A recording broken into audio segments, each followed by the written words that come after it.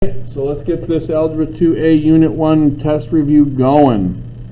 You've got this graph, and this says assume there's arrows on the ends, which is kind of significant, which means they go on forever.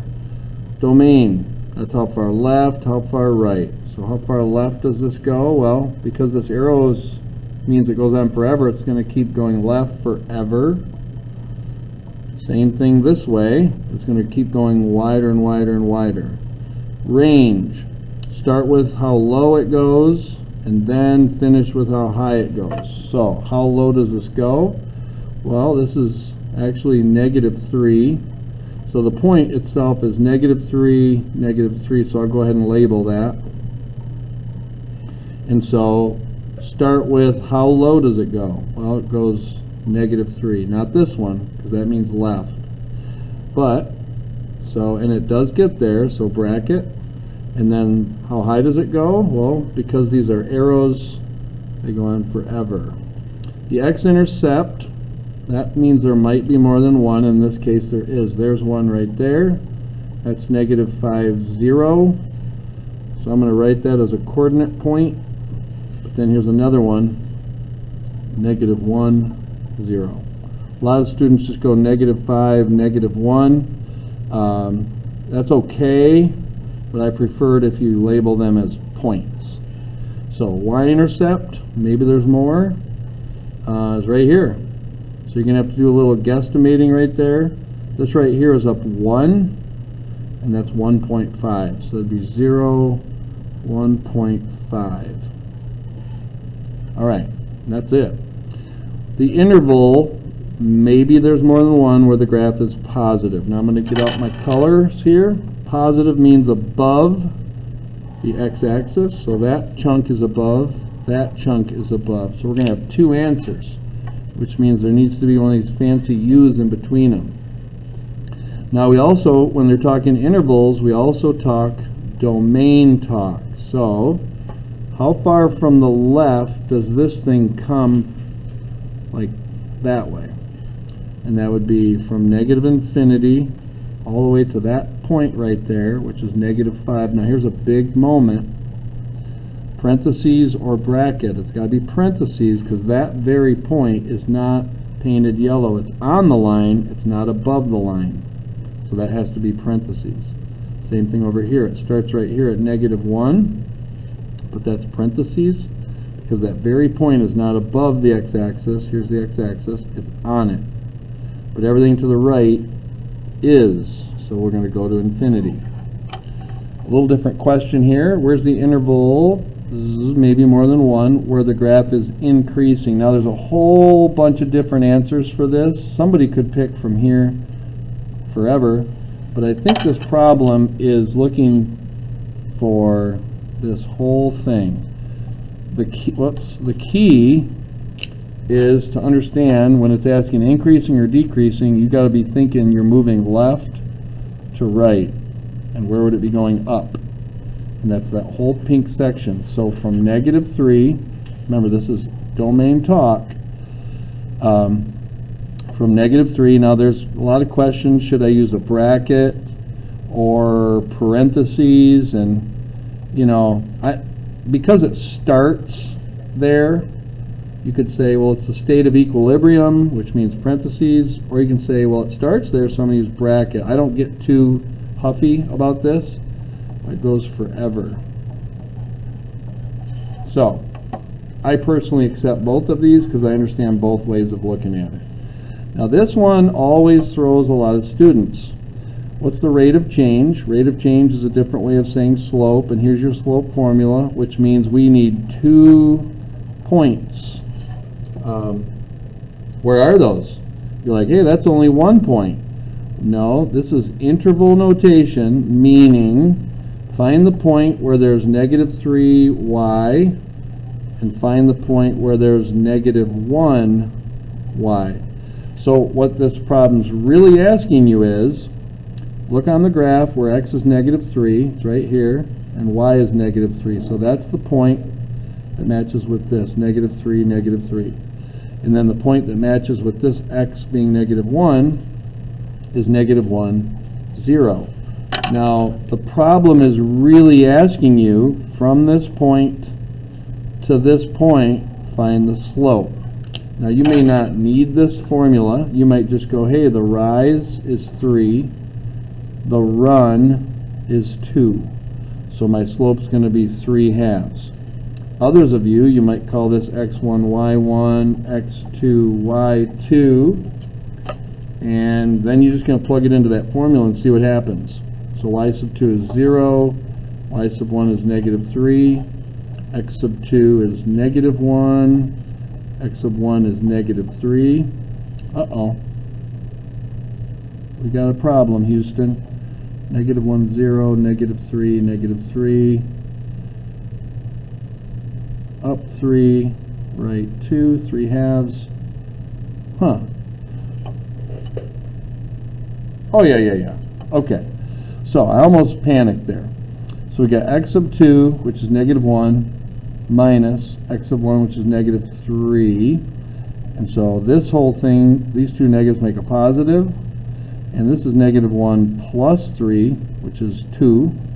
And that's the long way to get the slope, in my opinion. But regardless, there's two ways to get the slope. But the real thing is, understand that this is really a representation of two coordinate points.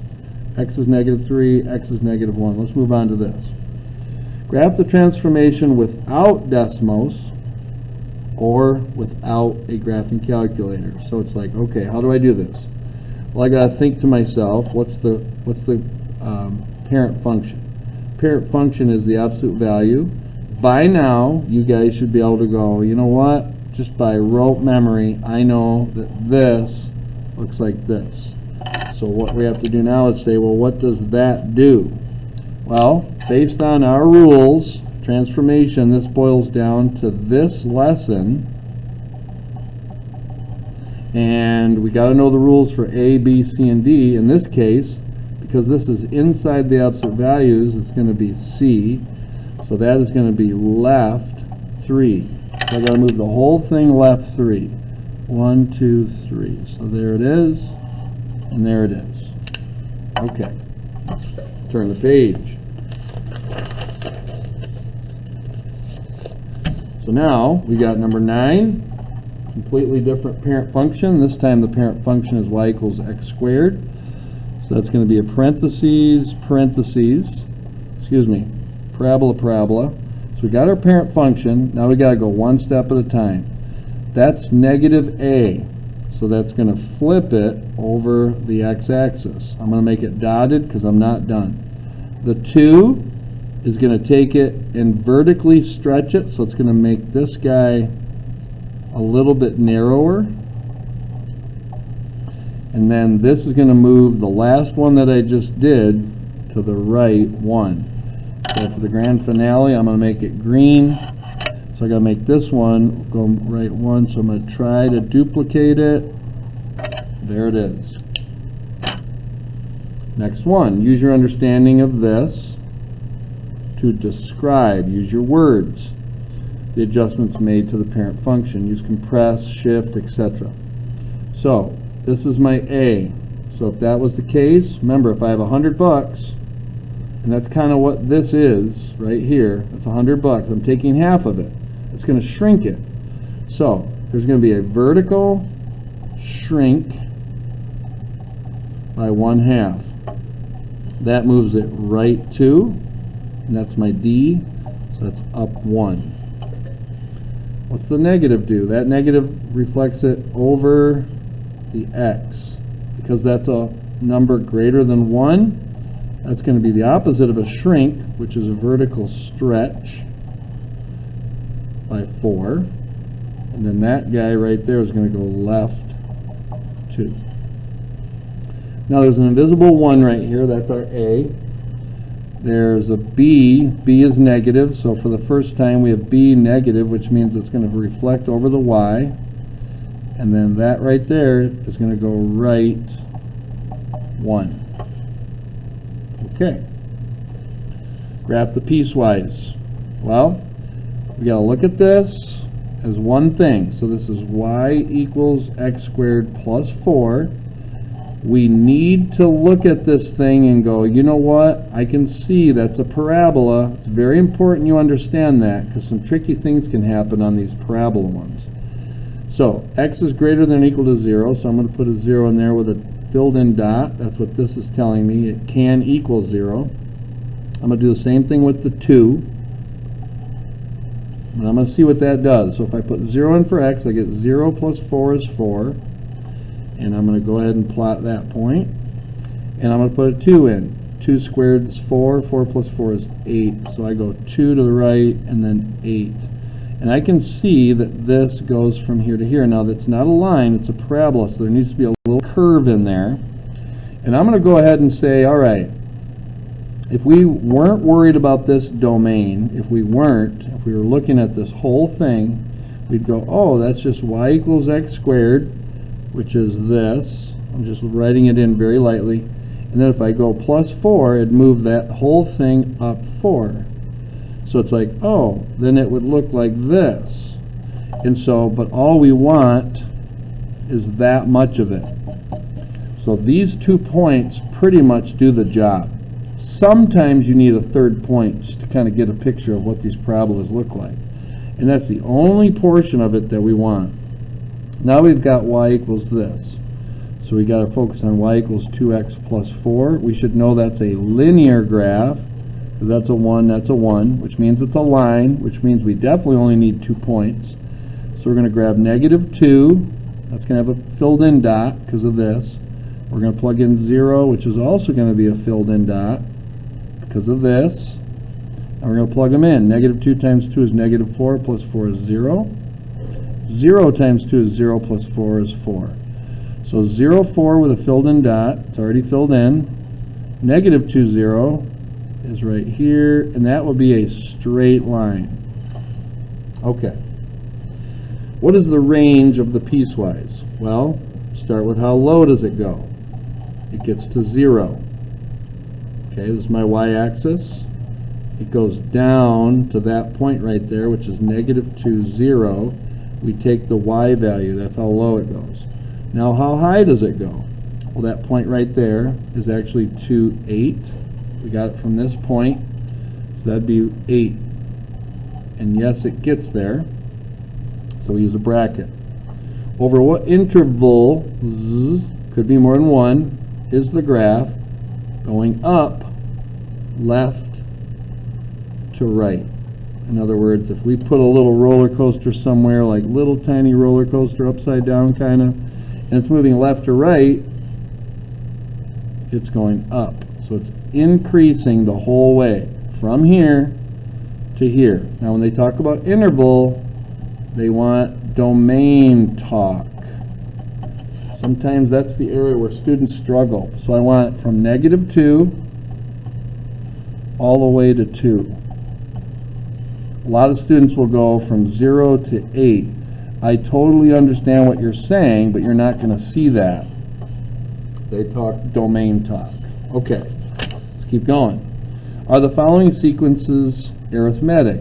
If so, what's the common difference? Well, there's the key. There must be a common difference. So we look at this. We see 7. We see 7. And we see 7.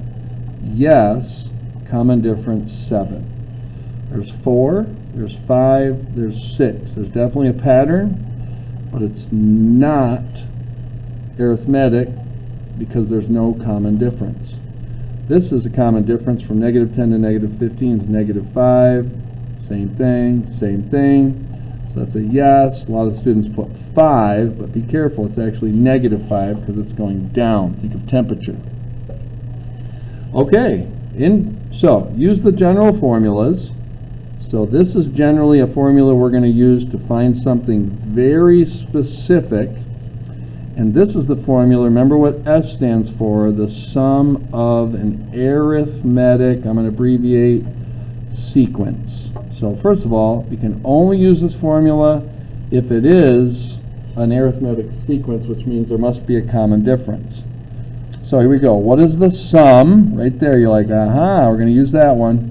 Of the following arithmetic sequence. So they're telling you it is, but let's double check. 2 to 6 is 4, 4, 4, 4, 4. Okay. So So we see the common difference is 4, but in this formula, do we need that? No. What is that? That's the number of terms.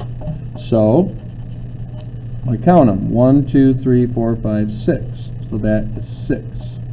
What's the first number in my list? That's a 2. What is my last number in the list? 22. And that's all over 2. PEMDAS. That's 24. And I'm going to go ahead and ignore this. 24 divided by 2 is 12. Now you could multiply this by this and then divide by 2, but I'm just dividing that by 2 right now, so I'm going to get 6 times 12 is 72.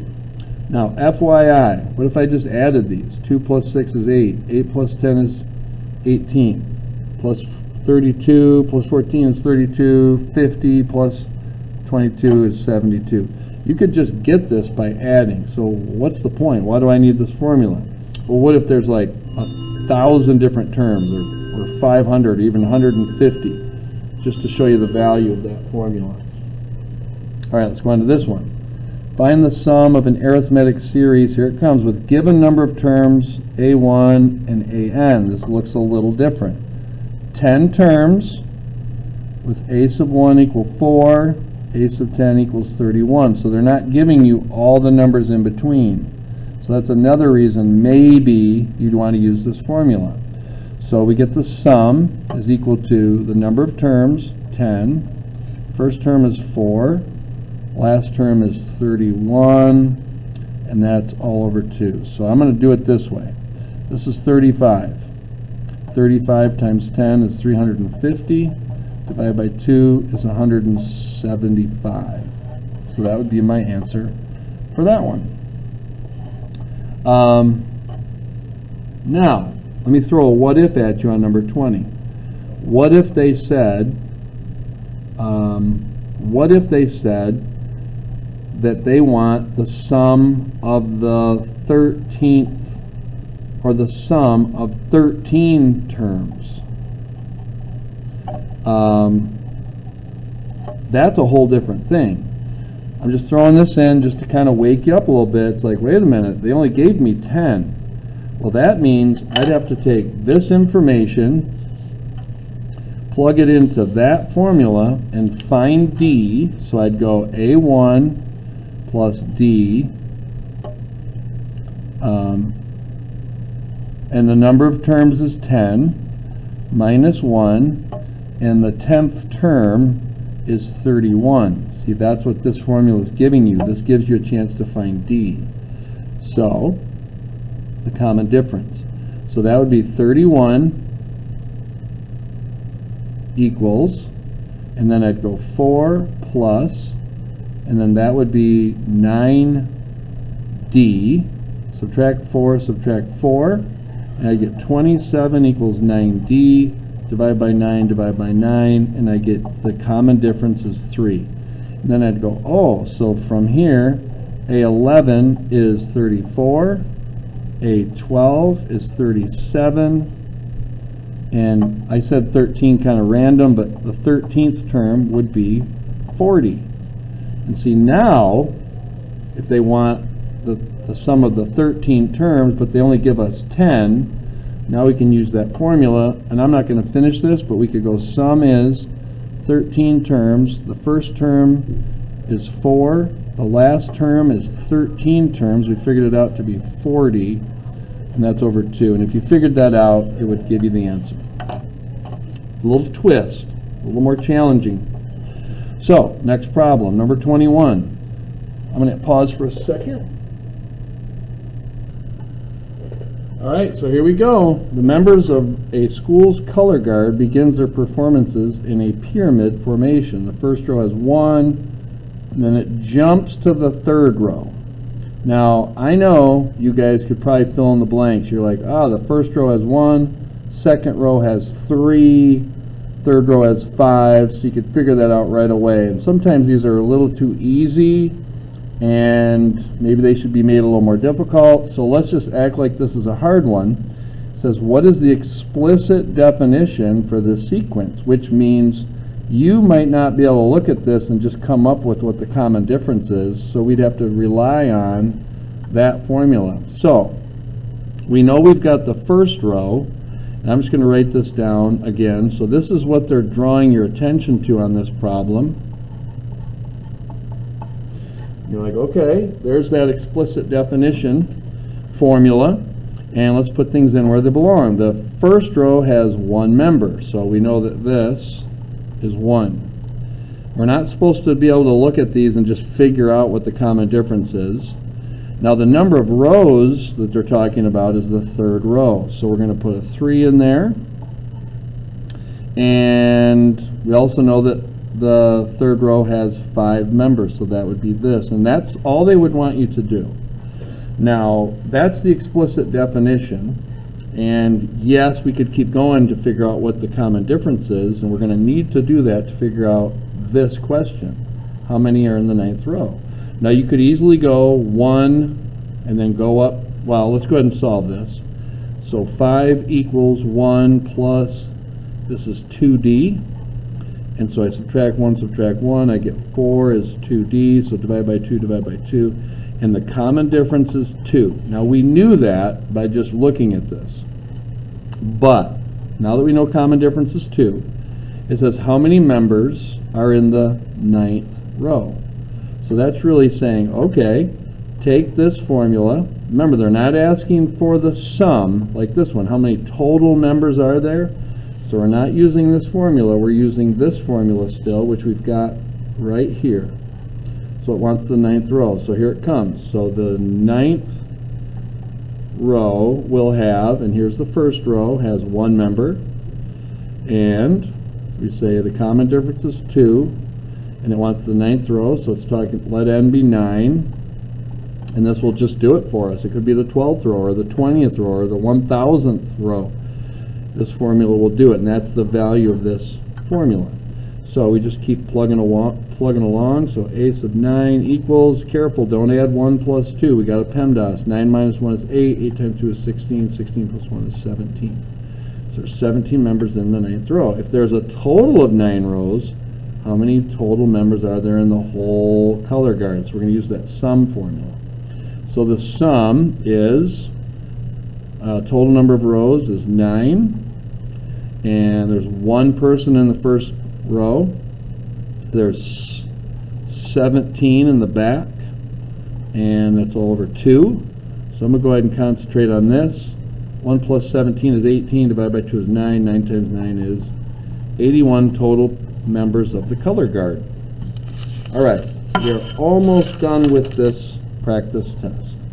So I'm going to pause it, and we'll talk about this. It says use Desmos.com to solve the following.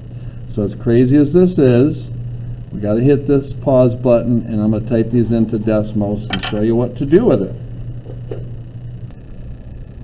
All right, so how cool is that? Like an infinity sort of thing going on right there. So I'm going to go like this. And hold on a second. All right, as cool as it was to try to tap into that infinity program, I'm just going to show you on paper what to do. So you go to Desmos, and you've got this little blue colored in box, and you just type in this first function on the left, and then it will spit out the absolute value function moved left 8. So it's a good reminder of transformations. And then this one would be right 2, and that's why this one is moved right 2. Now, here's the trick. A lot of people instinctively say, there's my answer. But remember, the original problem only has x in it. It doesn't have y. So that's like, nope. So my only answer is x is -3. Okay. And remember, you can plug these in to check. -3 plus 8 is 5. The absolute value of 5 is 5. -3 minus 2 is -5. The absolute value of -5 is 5. So it's like, yep, check. That means yes, it worked. Now, if you do graph something and it's like this, another thing like that, you might have 2 answers, so be on the guard for that. All right, as you can see, we're almost done. Solve the following systems of equations. This one couldn't get any easier. Why? Because we can see that we have opposites.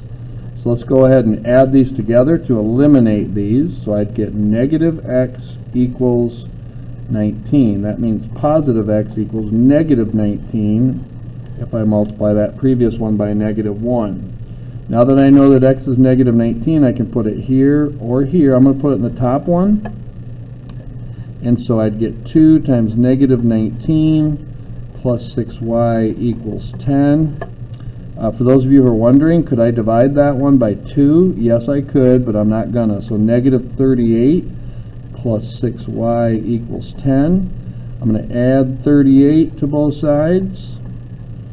So that cancels. I get 6y equals 48. Divide by 6, divide by 6. And I can see y is 8. So my answer would really be negative 19, 8. Let's try this one. This one's all set up for substitution because this equals x. I'm going to put that into the other one for x substitution. You don't have to use substitution, but this one's just begging you to. And then minus y equals 5. Distribute, distribute. 6y minus 15 minus y equals 5. And then 6y minus y is 5y. I'm going to go ahead and add 15, seeing we're getting after it. And I get 20. Divide by 5, divide by 5. I get y is 4. Don't forget, you found y, you got to find x. Pop it right there. 2 times 4 minus 5. That's 8 minus 5, which is 3. So my answer would be 3, 4. Now I might need a little more space for letter C because this is a doozy. So I'm going to go ahead and get out a piece of paper here. So what I told you guys to get this thing kick-started, and if you get kick-started right, then things kind of just work out. But what's jumping out at me is I see here's a z and here's a negative z. And I don't see that situation anywhere else. I see a positive y and a positive y, positive x, but if I add these two together, I'm going to eliminate z. So x plus x is 2x. Y plus negative 4y is negative 3y. The z's cancel. 9 plus 2 is 11. So that's the easy way to get started. Now, I've already used row 1 and I've already used row 3 together. So now I got to go 1 and 2, or I got to go 2 and 3. Now I'm trying to eliminate z's because that's what I did on my first try.